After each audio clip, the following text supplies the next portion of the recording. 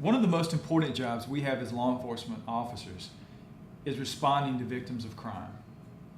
When someone is victimized, they pick up the phone, they dial 911, and the police officer comes out.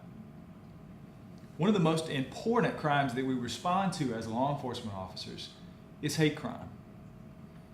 Someone is targeted because of who they are.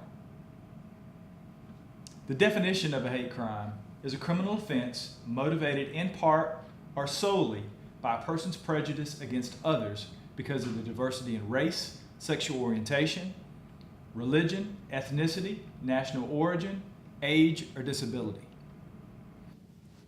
It's important for us as law enforcement officers to remember that hate crimes are not your run-of-the-mill crime.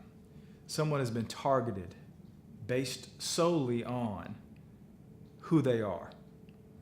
Now, one of the unfortunate trends in LGBT violence or LGBT hate crimes is that 50% of survivors don't even report to the police.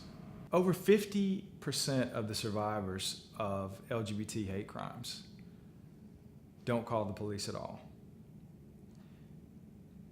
When they do call the police, over 60% of those people have experienced indifference and often abusive attitudes by the police officers that respond to the crime. That's amazing to me that we have those types of issues and those types of officers responding to victims of hate crime. So imagine you've just been beaten up simply walking to your car, holding hands with your significant other outside a movie theater.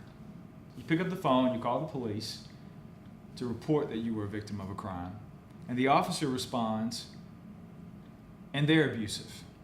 They have an indifferent attitude because of who you are.